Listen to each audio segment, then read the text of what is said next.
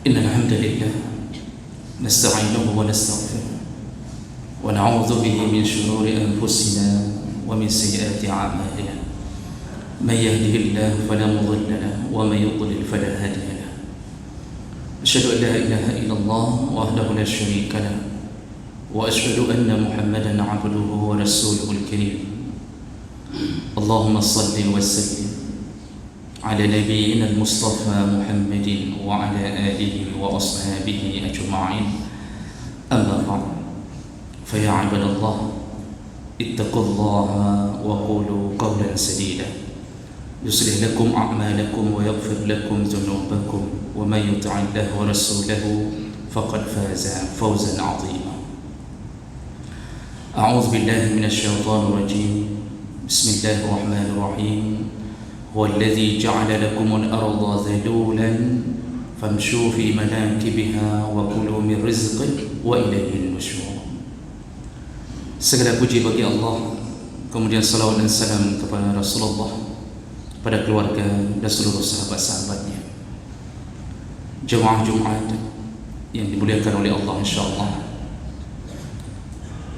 kadang-kadang kita merasa kita terengah-engah hidup di dunia. Kadang-kadang yang kita atur tidak sesuai dengan yang kita harapkan. Rencana kita ingin hidup nyaman, tetapi kemudian berubah menjadi tidak aman. Pernahkah kita bertanya, di saat kita menjalani kehidupan sehari-hari, apa yang salah sehingga kita merasa kelelahan sendiri? Dan jawabannya salah satunya adalah kita tidak mengikuti aturan yang dibuat oleh Allah Subhanahu wa taala. Al-Quran itu diturunkan sebagai petunjuk, sebagai salah satu yang bisa membuat hidup tenang. Salah satu keajaiban Al-Quran bagi orang yang menelitinya, bertadabbur dengannya, setiap kalimat, maka itu adalah sesuatu yang membuat maksud untuk kebaikan hamba. Satu huruf berbeda makna. Dan Allah ketika memilih huruf-huruf tertentu, atau Allah memilih kalimat-kalimat tertentu, itu bukan tanpa sengaja, bukan kebetulan, tapi Allah pilih memang punya makna, punya maksud. Makanya Allah pilih bahasa Arab sebagai bahasa untuk mewakili apa yang diinginkan Allah. Allah katakan, inna anzalnahu Qur'anan Arabiyyan. Kami turunkan Quran dalam bahasa Arab. Karena grammar yang paling bisa mewakili keinginan Allah adalah bahasa Arab. Jemaah melakukan Allah, dalam menghadapi dunia, kalau kita lihat Al-Quran, ternyata Allah memakai kalimat-kalimat yang berbeda di saat kita berurusan dengan akhirat dan berurusan dengan dunia. Kalau untuk urusan akhirat, semua kalimah yang Allah pakai itu menunjukkan ketergesa-gesaan. Artinya disuruh bergegas, disuruh cepat-cepat. Tapi ketika urusan dunia, Allah memakai kalimat cukup biasa saja. Contohnya, dalam urusan ibadah, Allah wakili dengan hari Jumat. Allah katakan, ya ayyuhalladzina amanu idza nudiya lis-shalah min yaumil jum'ah fas'au ila dzikrillah wa dharu al-bay'. Wahai orang-orang yang beriman, kalau engkau dipanggil pada panggilan Jumat, jadi panggilan Jumat di sini yang dimaksud adalah azan Jumat. Lebih detailnya azan yang kedua.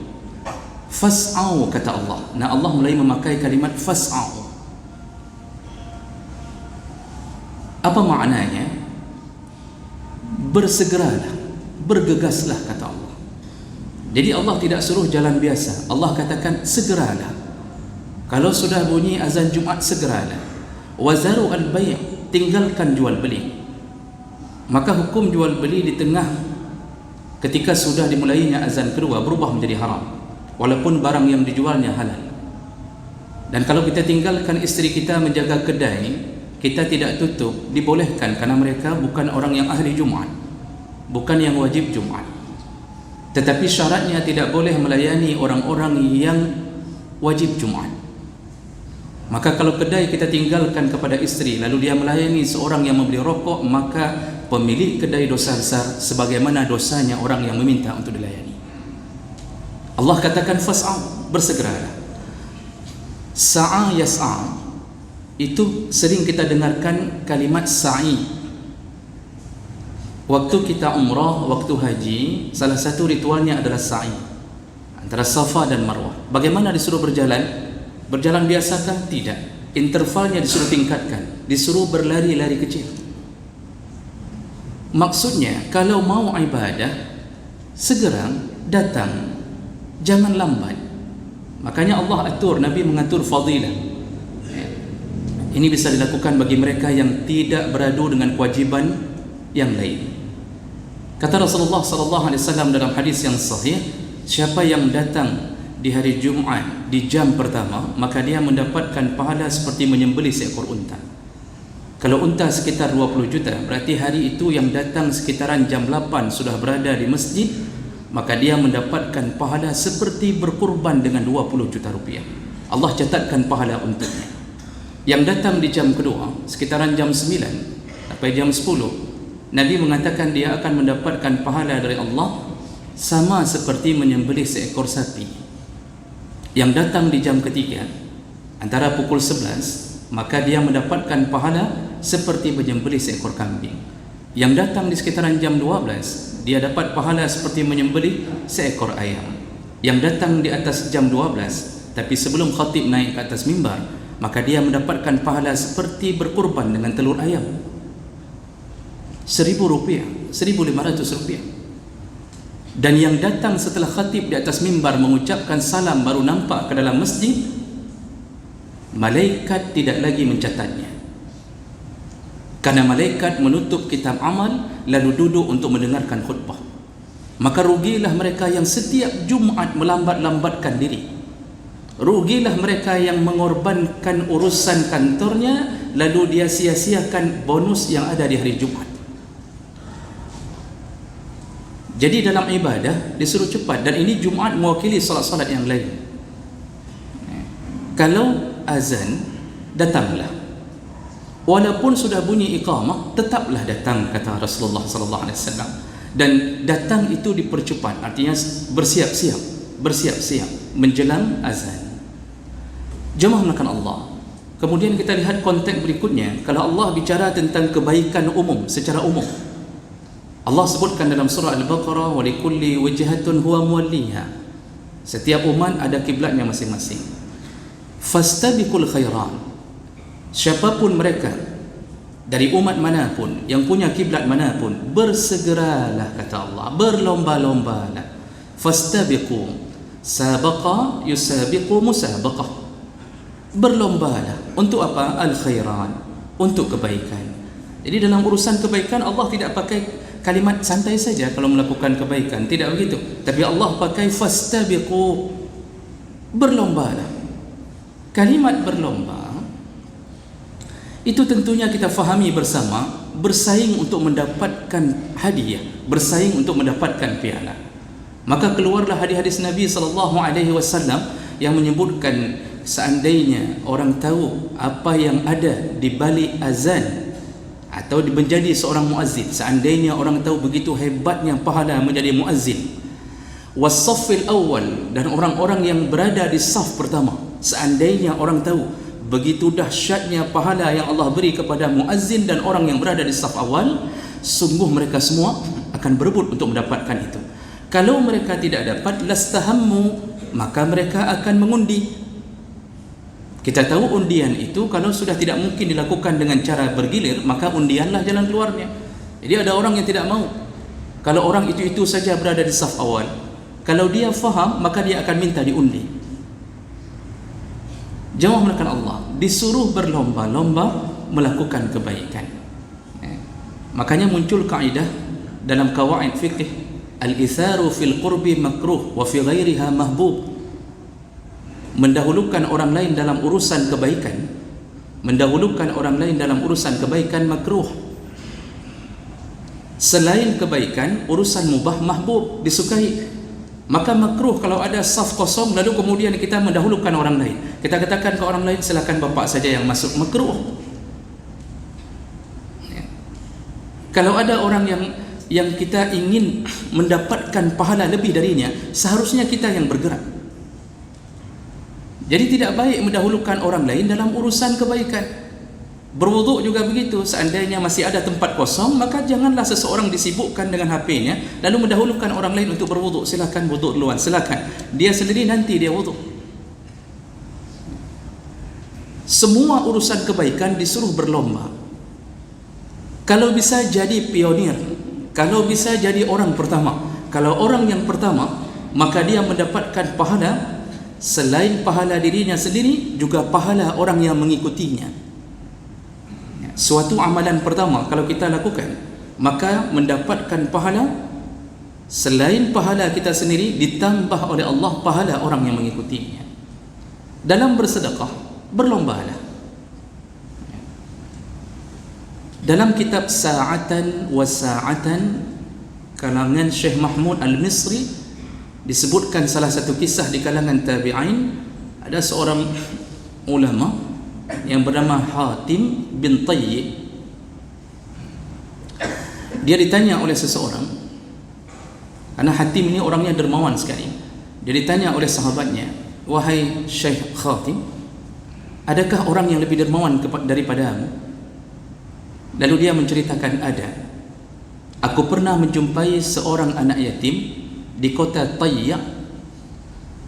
Ketika aku mendatanginya, dan dia hanya mempunyai 10 ekor kambing. Dan di saat dia menjumpaiku, aku adalah tamu untuknya, dia langsung menyembelih seekor kambing.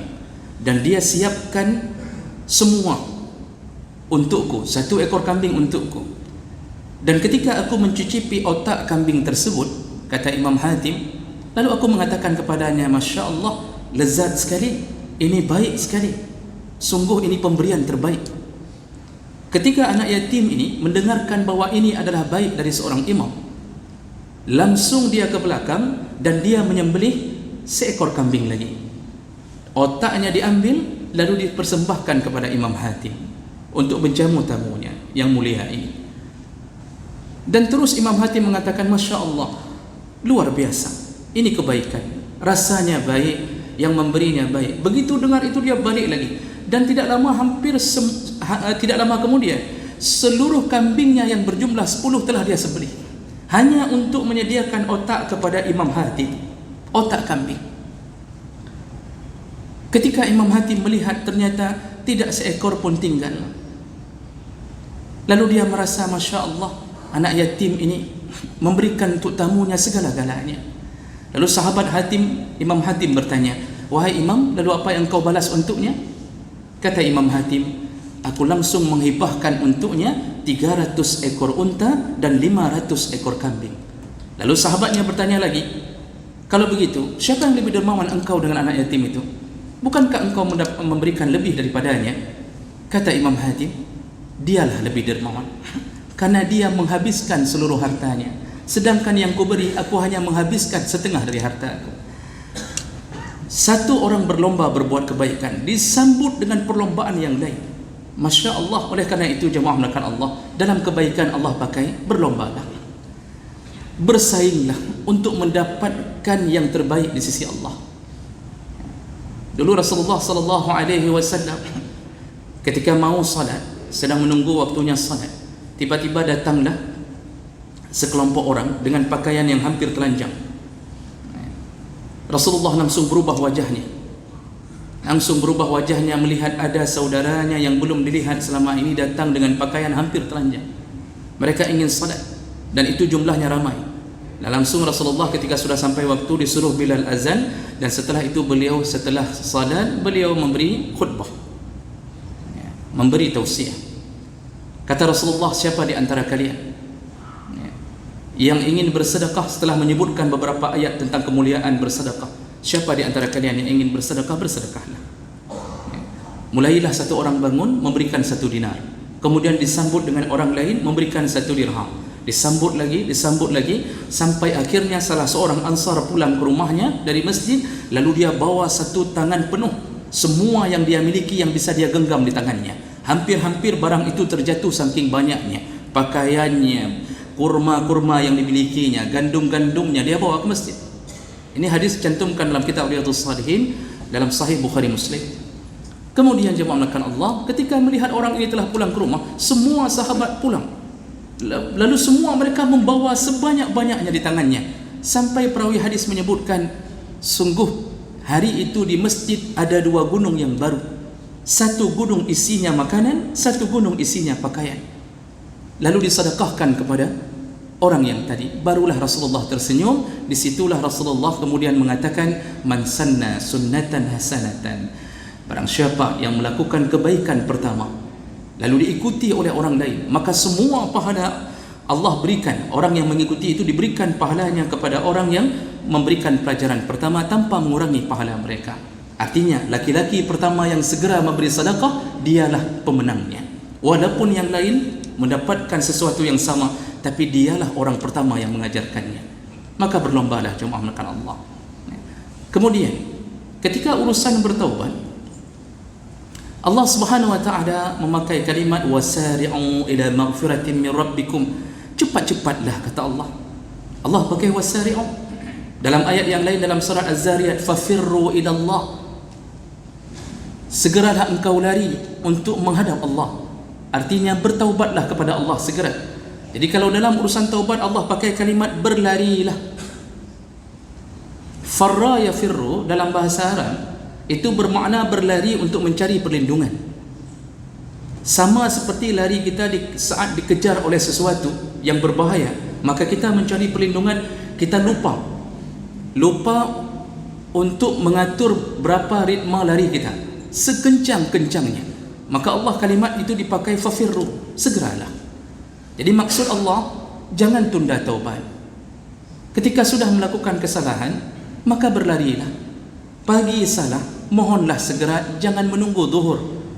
Jam 7 melakukan kesalahan, jam 7 lewat 5 menit seharusnya mulut kita selalu beristighfar, dan jangan lakukan itu kembali. Begitulah Adam alaihissalam, ketika tahu dirinya berhak mendapat hukuman dari Allah, dia diturunkan ke permukaan bumi. Apa perlakuan Adam pertama? Dia bertaubat kepada Allah dan tidak pernah melakukannya kedua kalinya. Maka Adam walaupun keluar dari surga, tapi dia dipastikan kembali ke surga Allah Subhanahu wa taala. Kita yang sudah bertaubat lalu kemudian terjerumus kembali ke dalam maksiat, berarti tidak ada jaminan untuk mendapatkan surga Allah Subhanahu wa taala. Ini model-model bahasa Allah ketika berbicara tentang akhirat. Bersegeralah, bergegaslah, berlarilah, semua dipakai oleh Allah. Dan ketika Allah membicarakan urusan dunia, apa kata Allah? Dalam surat Al-Mulk Allah katakan, huwallazi ja'ala lakumul arda dhalulan. Dialah yang telah menjadikan bumi untukmu dimudahkan. Famshu. Lalu Allah mulai memakai kalimat famshu fi manakibiha. Berjalanlah engkau dari segala penjuru bumi. Wa kulu min rizqih.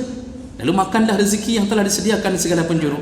Allah memakai kalimat famshu. Masya yamshi dalam bahasa Arab itu berjalan. Dalam tafsir Al-Qurtubi dan tafsir Al-Khazin itu disebutkan masya yamshi itu Allah pakai di situ. Makna dasarnya dalam bahasa Arab yaitu berjalan dalam keadaan al-hazunah wal ghaldah. Kalau disebut masya yamshi berarti jalannya, gaya jalannya seperti gaya jalannya orang sedih dan ada beban di dalam kepalanya. Lambat sedikit-sedikit. Apa maksud Allah? Urusan dunia santai saja. Urusan cari rezeki janganlah sampai berlari-larian. Kenapa sampai begitu? Allah katakan karena rezeki telah Allah tetapkan semenjak 120 hari dalam kandungan. Apa yang kita cari sehingga kita terjerumus ke dalam dunia haram? Cari tidak cari Allah tetapkan. Kalau tidak cari tidur saja tetap rezekinya tidak hilang. Cuma Allah lambatkan kemungkinan dia dapat rezeki ketika ayahnya meninggal dunia melalui warisan. Tidak ada yang berkurang sedikit pun. Kenapa kita harus berlari sampai lupa kepada azan, sampai lupa untuk salat zuhur? Kenapa kita masih menempelkan badan kita di kantor di saat azan berbunyi? Padahal disitulah kita disuruh berlari ke masjid untuk urusan cari rezeki. Santai saja. Lihatlah kebalikannya hari ini. Masya Allah, orang kalau urusan rezeki dari waktu subuh penuh jalan. Jam 7 mencapai kantor supaya tidak terlambat, orang ngebut. Tapi subuh lengang, tidak ada orangnya, cuma beberapa saf saja. Padahal di kantor semuanya penuh, lengkap. Dan orang yang membuat kebijakan, subhanallah, kalau untuk urusan dunia jam 8 wajib masuk, tapi tidak ada satupun kepala kantor yang hari ini mengatakan kepada pegawainya wajib salat zuhur setengah jam sebelum selesai, setengah jam sebelum zuhur wajib keluar, salatlah semuanya. Lalu di absen, fingerprint kalau perlu. Yang tidak salat dikenakan sanksi, denda 100.000 dikurangi. Masya Allah. Hari ini terbalik. Inilah yang membuat kita hari ini merasa gelisah hidup di dunia, karena kita mengejar dunia dengan cara mengejarnya, berlari.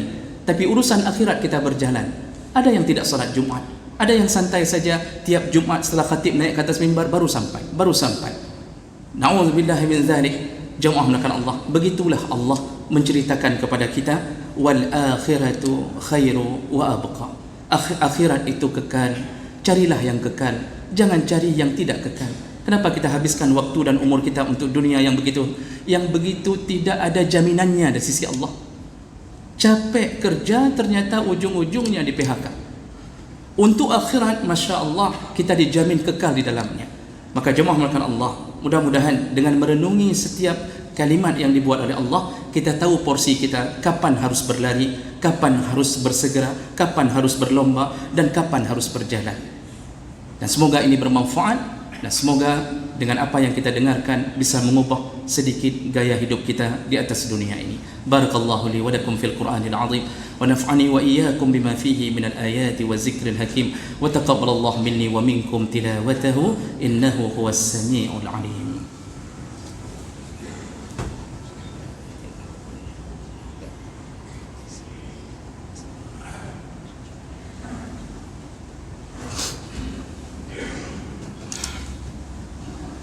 Alhamdulillahi Rabbil Alamin wa bihi nasta'in ala umuri dunya waddin. Asyhadu an la ilaha illallah wahdahu la syarika lah wa asyhadu anna Muhammadan 'abduhu wa rasuluhu al-karim.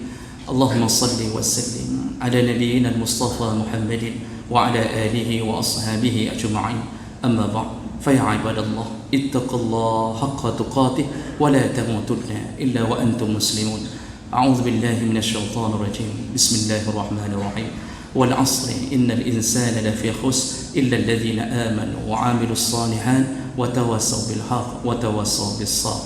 اللهم اغفر للمسلمين والمسلمات والمؤمنين والمؤمنات الأحياء منهم والأموات وتابع بيننا وبينهم بالخيرات وتقبل يا سميع قريب مجيب الدعوات.